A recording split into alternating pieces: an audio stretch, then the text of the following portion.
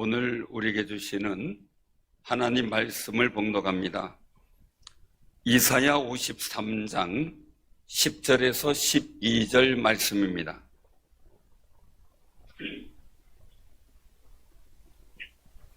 이사야 53장 10절에서 12절입니다.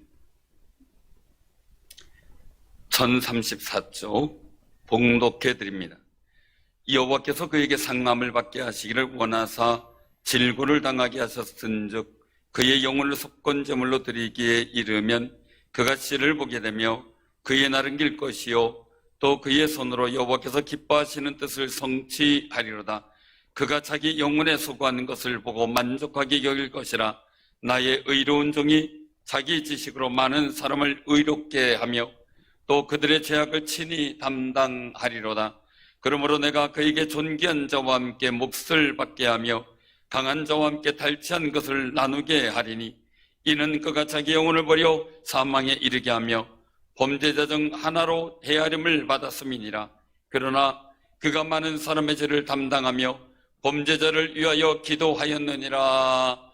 아멘. 하나님께 영광을 돌립니다. 우리 치매의 고통과 아픔을 느끼는 그런 귀한 찬양이었고요. 하나님께서 기뻐 우리 성도들의 마음과 함께 받으신 줄로 믿습니다. 주님의 은혜가 함께 하시길 바라고요. 지난주에는 우리가 성경 본문 마태복음 16장 23절에서 28절 말씀을 통해서 잃으면 찾음이라는 제목으로 말씀을 우리가 들었습니다. 예수님이 예루살렘 올라가 많은 고난을 받고 죽임을 당할 것, 이제 그것을 그리고 3일 만에 부활할 것을 제자들에게 얘기를 하셨죠. 왜냐하면 들을 만한 믿음의 수준이 되었다고 보았기 때문이죠. 그런데 베드로가 그리 마옵소서 하고 말리는 상황이 되어버리죠. 예수님께서는 이 베드로를 책망하셨습니다. 그리고 베드로가 고백했던 그 고백이 결국은 실패를 경험하게 될 것을 예고하셨어요. 그러면서 제자들에게 말씀하죠. 누구든지 나를 따라 오려거든 나를 부인하고 자기 십자가를 지고 나를 따를 것이니라 라는 원리로 말씀하셨어요. 예수님은 자기 목숨을 잃으셨고 하나님은 예수님을 부활시킴으로 다시 생명을 얻게 하신 겁니다. 그래서 잃으면 찾는다는 신앙의 원리를 깨닫게 된 겁니다. 우리가 그 원리 속에 살아가려면 첫 번째는 자기 일보다 하나님의 일을 먼저 생각하라는 겁니다.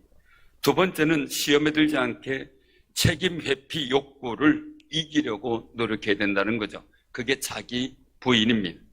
우리는 하나님을 나타내기 위해 자기를 부인할 수 있는 기회에 주님을 바라보며 승리할 수 있어야만 합니다. 하나님의 전신갑주를 취하여 시험에 들지 않게 이 회피할 수 있는 나를 넉넉히 이겨 승리의 자리에서는 귀한 승리자들이 되시기를 바랍니다. 이제 우리 사순절을 보내고 있죠. 그리스도인은 예수님께서 채찍에 맞아 피 흘리면서 십자가의 죽임을 당하는 고통이 온 인류를 구원하기 위한 하나님의 계획이었음을 우리가 받아들이고 믿고 있습니다. 그래서 오늘 여기서 10절 초반절에 보면 여호와께서 그에게 상함을 받게 하시기를 원하사 그렇게 말씀합니다. 하나님께서 그렇게 하셨다는 겁니다. 예수님께서 상함을 받으셔야만 구원의 역사가 이루어지기 때문입니다. 가끔 그 차량 운전을 하다가 보니까 이 블랙박스에 대한 설명이 나오는 프로그램에서 가끔 봅니다.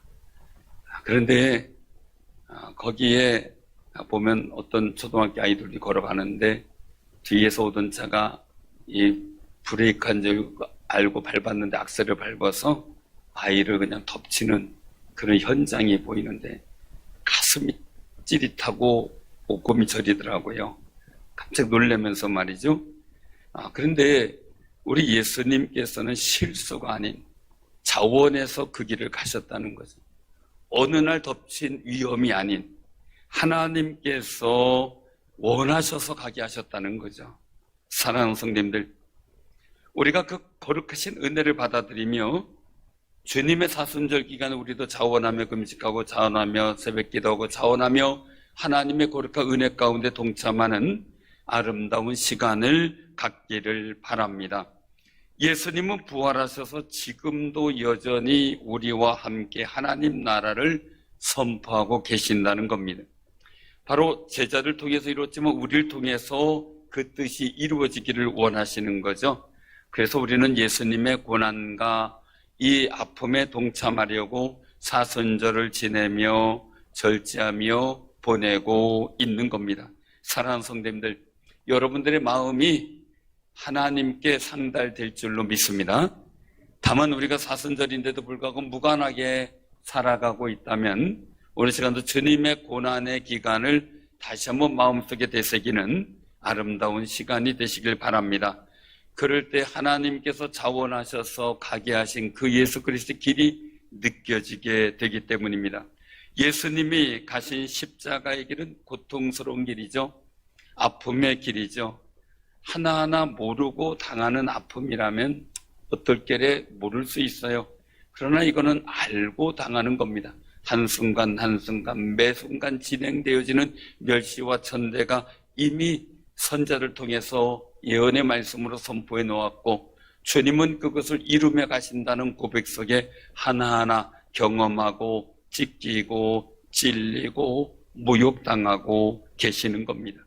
사랑하는 성도님들, 호산나를 그보다 더 중요한 거는요, 호산나를 외치며 따르던 사람들, 주 예수의 이름으로 오시는 이 찬양하던 사람들, 그 사람들이 이제 십자가에 못 박으라고 외치는 소리를 주님이 들어야 됩니다. 또 죽기까지 함께 하겠노라고, 죽는 일이면 같이 죽겠다고 후원장담하던 제자들이 모른다고 도망쳐버리고, 예수님이 보는 앞에서 베드로는 예수를 모른다고 부인하고 배반하는 일을 했습니다. 그래도 그 모습 보며 그 소리 들으며 홀로 십자가를 지고 고난의 길로 가신 분이 주님이십니다. 사랑하는 성도님들, 모르고 있다가 어느 날 갑자기 된다면 그래도 조금 들럭들 수 있을 겁니다.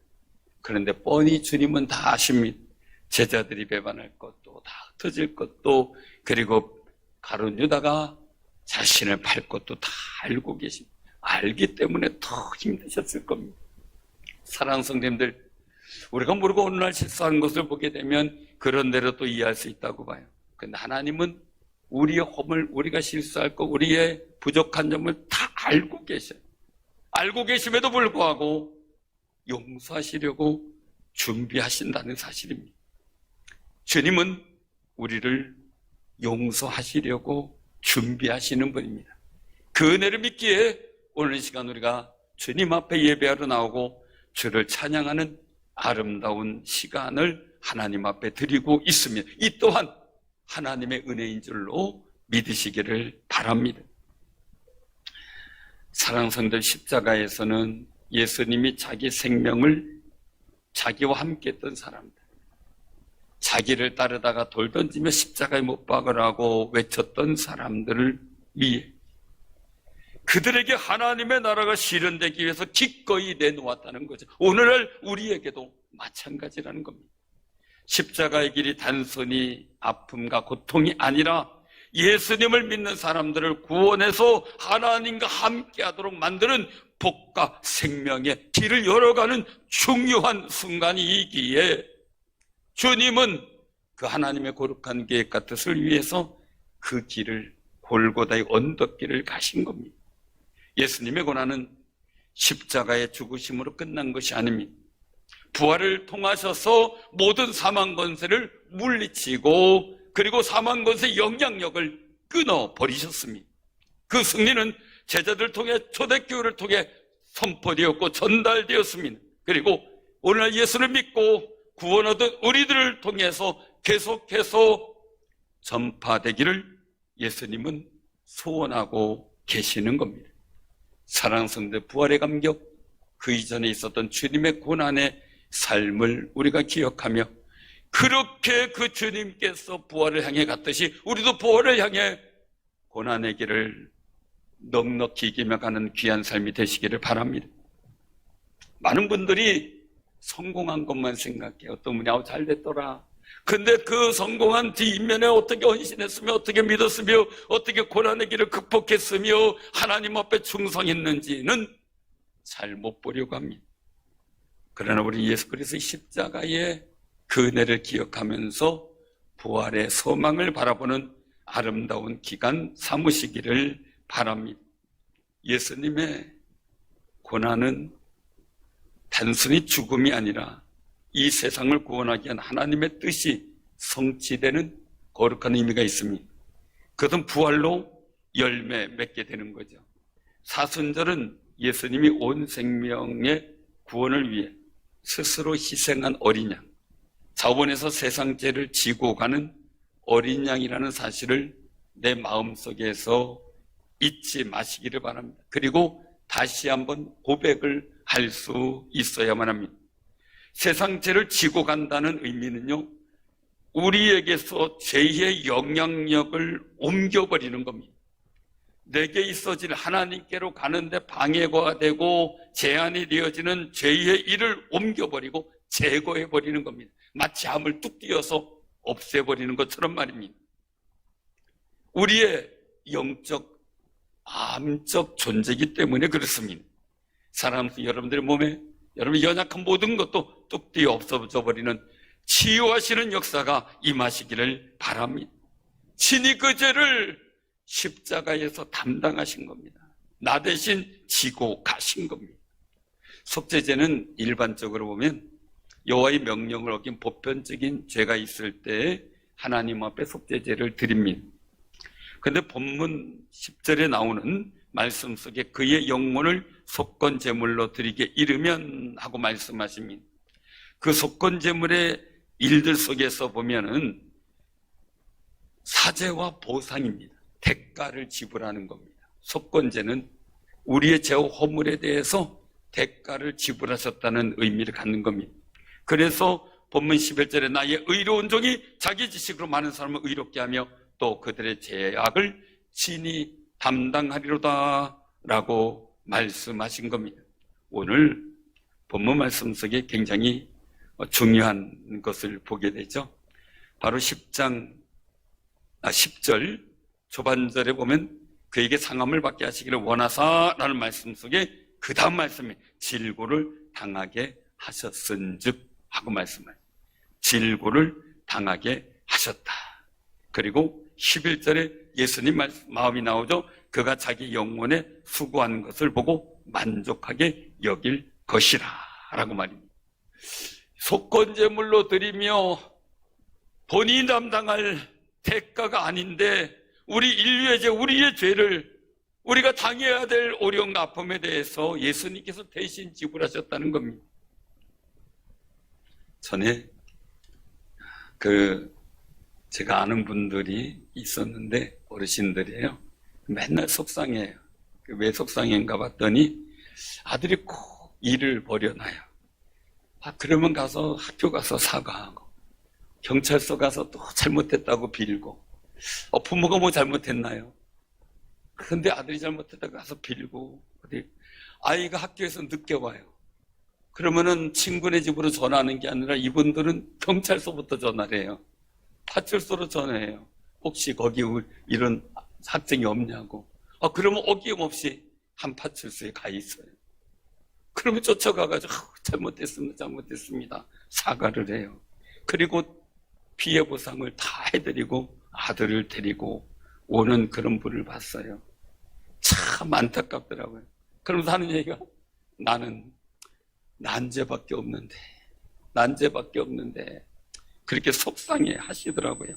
사랑하는 성님들, 하나님은 우리를 창조하신 것밖에 없는데 왜 주님이 우리 죄를 위해서 대가를 지불하고 우리를 하나님의 거룩한 은혜의 자리로 불러오시려고 그렇게 애를 썼는지 오늘 본문 말씀 속에 나오고 있는 겁니다. 죄의 대가로 인하여 생겨난 질고의 문제까지도 담당하게 하셨다는 거예요. 그러므로 우리가 십자가를 바라볼 때 내 질고의 문제도 예수 이름으로 명하노니 치유될지어다 선언하는 귀한 믿음의 담력이 있기를 바랍니다. 그래서 나의 의로운 종이 자기 지식으로 많은 사람을 의롭게 하며 또 그들의 죄악을 친히 담당하리로다 라고 11절에 말씀하고 있는 겁니다. 예수님께서는 우리 죄를 사해주기 위해서 자기가 대가를 지불하고 자신이 보상하고 우리를 하나님의 아들로 다시 불러 세워주신 겁니다. 그래서 본문 12절에 보면 예수님께서 낮아지심에 나오는데 그가 자기 영혼을 버려 사망에 이르게 하며 범죄자 중 하나로 헤아림을 받았느니라. 그러나 그가 많은 사람의 죄를 담당하며 범죄자를 위하여 기도하였느니라 라고 12절에 말씀합니다. 예수님의 숫자가, 예수님을 헤아리는 숫자가 범죄자 중에 한 사람으로 들어갔다는 거예요. 유대인들의 사고 속에서, 그 당시 이스라엘 민족의 사고 속에서 예수님은 범죄자였다는 거예요. 그러나 그 진위를 모르고 있었다는 거죠. 예수님께서는 많은 사람의 죄를 담당하고 그 범죄한 자를 위하여 기도하기 위하여 그 길을 가셨다는 거예요. 부모도 마찬가지죠. 우리 자녀가 잘못했을지라도 그 죄를 담당하며 그 자녀를 위해서 눈물로 기도하잖아요. 우리가 보이는 세상의 허물만이 아니죠. 하나님 앞에 우리 자녀가 부족할지라도 늘 눈물로 기도합니다. 욥도 그랬듯이 말이죠. 야곱도 그랬듯이 말이에요. 우리도 늘 눈물로 기도하는 아름다운 영적 부모의 역할을 감당하는 삶이 되시기를 바랍니다. 그래서 본문 10절에 그의 영을 속건제물로 드리게 이르면 그가 씨를 보게 되며 그의 날은 길 것이요 또 그의 손으로 여호와께서 기뻐하시는 뜻을 성취하리로다 라고 말씀하시.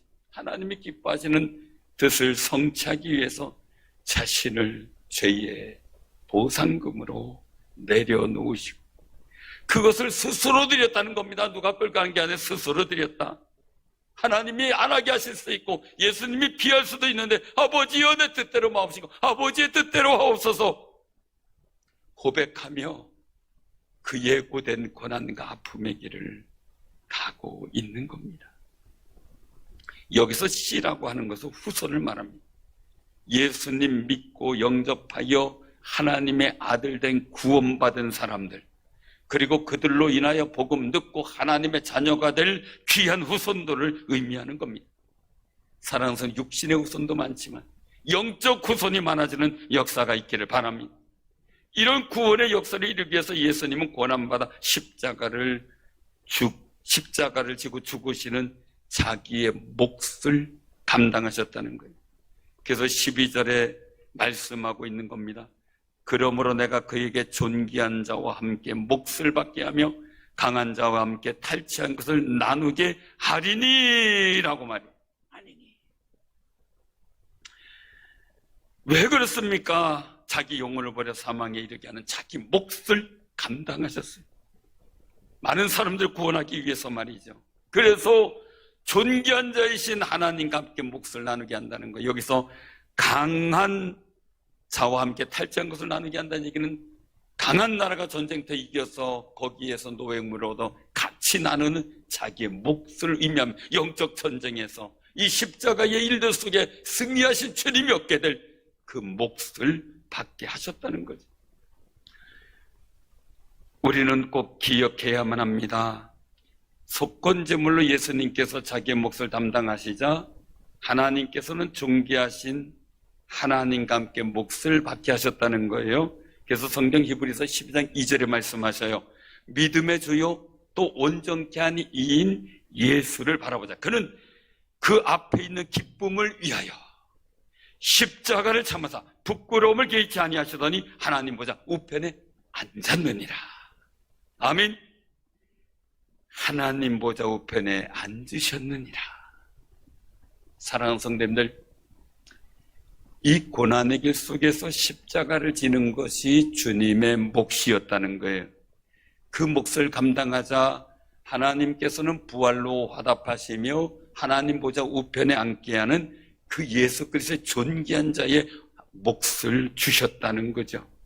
사랑하는 성도님들, 자기 몫을 감당한 예수에게 그 존귀한 자와 함께 누릴 몫을 주신 것처럼 이제 우리가 주님과 함께 자기 몫을 감당하는 믿음의 사람들에게 하나님께서 부어주실 영광의 몫이 있다는 사실을 기억하시기를 바랍니다.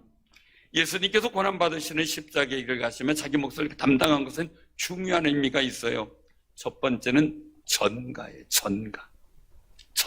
책임 전가. 이렇게 얘기를 하잖아요. 전가. 잘못이나 책임을 다른 사람들에게 넘겨 씌워버리는 거예요.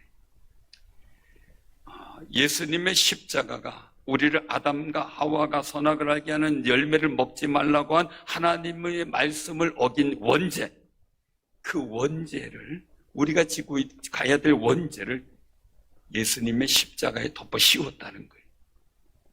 우리의 지은 자범죄도 마찬가지로 주님께 전가시켰다는 거예요. 전가. 옛날에 그런 게 있었어요. 눈 다리끼. 경험해 보신 분도 있지만 눈 다리끼 나면 어떻게 해요? 눈이 툭 불어나고, 요즘엔 거의 그런 게 없는데 옛날에 많이 생겼어요. 눈이 불어나고 보기 싫고 눈곱기가 하니까 아프지만 눈썹을 뽑아가지고 그거를 길바닥에 돌 하나 놓고 그 위에 눈썹 놓고 거기다 돌 하나 놀려놓고 친구들이 잘 가는 길에다가 놔요. 그래서 누가 가다 걷어차면 그게 그 사람에게 간다고, 눈다리끼가. 그래가지고 그렇게 했던 적이 있어요. 아, 이거 아파도 뽑아요. 눈다리끼 전가시키려고. 예수님께서는 사람이지만 성령으로 잉태되어 원죄에는 속하지 않는 분이에요. 그런데 사람으로서 우리 죄를 다 가져가시고자 오늘 본문 12절 말씀처럼 범죄자 중 하나로 숫자에 들어가 버리신 거예요. 죄가 없는 분이 범죄자로 헤아림을 받아서 이 땅에 오사 의를 이루시고 우리의 의를 삼아주셨어요. 이걸 의의 전가라고 말해요. 의의 전가. 우리의 죄는 주님께 전가해 놓고 주님의 의를 우리에게 주셔서 너는 의인이다 라고 선포하시고 우리가 하나님 앞에 나올 수 있도록 하늘의 신령한 것과 땅에 있는 우리가 예수 안에서 통일되게 하셨어요. 그 거룩한 은혜를 위해 이 전가를 받으신 거예요. 우리의 죄를 짊어지신 거예요. 그리고 너는 죄 없다. 아들을 데리고 나오는 그 엄마가 뭐라 그러고 나오냐면요, 아들아, 넌 잘못한 게 없어. 다 내 잘못이지. 그리고 아들을 데리고 나오더라고요. 나중에 그 아들이 커서 효도는 하더라고요. 또 어느 아들보다 효도는 하더라고요. 감사한 일인데요, 더 이상 너는 죄가 없어. 내 죄지 하고 살아가고 계신 그 부모를 봤어요. 사랑하는 성도님들, 주님께서도 우리가 죄인인데도 불구하고 죄가 없으신 자신이 죄인인 것처럼 가셨어요. 사랑하는 성도님들, 예수님을 영접하고 믿는 우리는 예수 그리스도의 의로 지금 살아가고 있는 겁니다. 그리고 그 의 가지고 하나님 앞에 나와 기도하고 있는 거고 예배드리고 있는 겁니다. 그 감격과 은혜를 지키며 살아가는 귀한 삶이 되시길 바랍니다. 그리고 두 번째는 물음입니다. 물음표 이런 게 아니고 무르다래요. 무르다 이거예요. 물건을 사거나 어떤 일도 속에서 있을 때 원래 임자에게 돌려주고 돈이나 물건을 다시 되찾는 거 의미하죠. 요즘 같은 경우는 옛날에 전통시장 같은 경우 이게 잘 안 됐어요. 물건 샀어도 뭐 안 된다 해가지고 했는데, 요즘 대형마트를 많이 가는 이유가 뭔가 했더니 제일 편한 것 중에 하나가 물건을 사왔는데 바로 교환이 되든지 바로 물러준다는 거죠. 이것은 말하자면 죄를 행하여 얻어진 죄의 결과로 있어질 사망의 일들, 우리가 고난과 질고의 일들, 그것이 얻어졌는데 그 죄 짓기 이전의 상태로 돌려놓는다는 의미예요. 무른다. 아담과 하와가 창조될 때 복 있고 다스림의 권세가 있는 존재로 돌아가게 만드는 거예요. 그래서 우리를 하나님의 아들로 칭하시고 예수님 때문에 우리의 죄는 사라져버리고 예수님의 의가 전가됨으로 하나님의 아들이 된 거예요. 예수님께서 고난을 당하면서도 하나님의 모든 법에 순종하신 것은 우리 죄로 인하여 생겨진 모든 결과를 무르기 위해서 하나님 말씀에 그렇게 순종했다는 거죠. 그래서 마태복음 8장 17절에 보면 이는 선자 이사야를 통해 하신 말씀에 우리의 연약한 것을 친히 담당하시고 병을 짊어지셨도다 함을 이루려 하심이더라 라고 말씀하시죠. 하나님께 불순종하여 얻어진 모든 저주를 무르고 그 이전 상태로 돌리기 위해서 어려워도 힘들어도 멸시당해도 십자가의 고난의 길을 가신 이유는 하나님의 뜻을, 하나님의 말씀을 이루기 위한 것이었습니다. 우리의 모든 죄와 허물에서 모든 것을 대가를 지불하고 무르고 원래 상태로 돌려놓기 위해서 말입니다. 사랑하는 성도님들, 예수님께서 십자가에서 사망의 값을 치르고 우리를 사셨습니다. 그렇게 이제는 내가 사는 것이 아니라 내 그리스도께서 사신 것이나 이제는 내가 아니라 하나님의 것이라 고백할 수밖에 없는 게 바로 이 물음의 사건입니다. 세 번째는 대속입니다. 대속은 노예나 죄인을 자유롭게 하기 위해서 그 빚을 대신 청산해 주는 거예요. 청산해 주는 거예요. 물음과 의미가 같지만 조금 물음은 그 이전 상태로 돌리는 거니까 좀 다르죠. 죄인이 당할 죄의 대가나 고통을 자기가 대신 당하는 거예요. 그 십자가는 내가 있어야 될 자리예요. 내가 죽어야 될 자리예요. 그런데 예수님께서 그 자리에 계셨다는 거죠. 십자가에 흘리신 피로 인류의 죄 대신 씻어주셔서 구속한 것이 대속입니다. 대신 죄를 당한 거죠. 물에 빠진 사람이 있어요. 밥줄을 던져놓고 야 밥줄 잡아 빨리 나와 소리치는 관계도 있을 수 있겠고요. 야 헤엄쳐 뒤로 누워서 가만히 있으면 둥둥 뜰 거야. 바깥에서 소리칠 수도 있습니다. 그러나 그 늪이 빠져나올 수 없는 늪이라면 한 사람이 들어가서 죽어야만 그 사람이 나올 수 있는 길인데 주님은 자신의 몸을 던져놓고 우리를 살려주셨다는 겁니다. 제가 어릴 때에 이거 식사 전에 이런 말씀드리면 뭐하지만 개의치 않고 드시기 바랍니다. 제가 어릴 때 살던 집이 요즘은 그 당시 다 그랬겠죠. 요즘 수세식 이런 거지만 그때는 퍼세식이잖아요. 조금 좋은 말로 퍼세식이죠. 옛날 어르신들이 하는 말은 뒷간이죠. 저희 집은 건물 안에 있었어도 퍼세식이에요. 그런데 제가 아마 3살 남짓 됐을 때로 제가 얘기를 들었는데요. 저희 형님, 이렇게 사촌 형님들이 형수님들 연세가 많으세요. 80대니까. 저보다 한참 많으셔요. 그러다 보니까 이제 형수님이 놀러 오셨는데, 사촌 형수님 놀러 오셨는데, 제가 없더래요. 그 승준이 어디 갔냐니까, 어디 놀러 갔겠지, 다 그렇게 얘기를 하더래요. 그래가지고, 한 얘기가, 그래도 좀 찾아봐야지. 어린애가 안 보이는데, 가만히 있냐고. 그러니까, 한 사람이다. 참, 아까 화장실에 있는 데로 가던데, 그러더래요. 깜짝 놀래가지고 막 찾았는데, 안 보이더래요. 근데 그 형수님이 얘기를 하더라고요. 이렇게, 혹시나 해가지고 안을 이렇게 받아봤더니요. 제가 빠져가지고 이만큼 찬 데서 다니고 있더래. 이만큼 찬 데. 조금만 깊었어도 문제가 됐던 거지. 근데 마침 얼마 전에 폰했었대요. 그래가지고 그나마 이만큼 잠겨가지고 어린애가 그 속에서 다니고 있는데 울지도 않고 아무 소리도 안 내고 그냥 다니고 있더래. 저도 왜 그런지 모르겠어요. 그래가지고 얼른 건져가지고요. 그리고서 다 씻겨놨대요.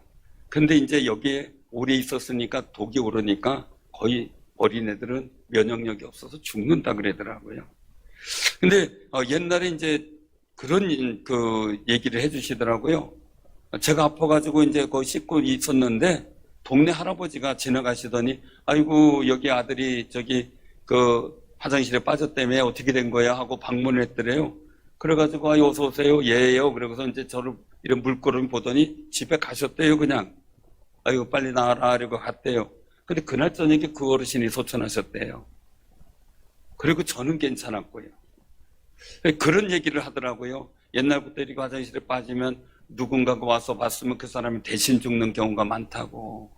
그래서 도련님 대신에 그분이 소천하시고 도련님 사신 거예요. 그 얘기를 해주더라고요. 사랑성대는 제가 그런 사람이에요.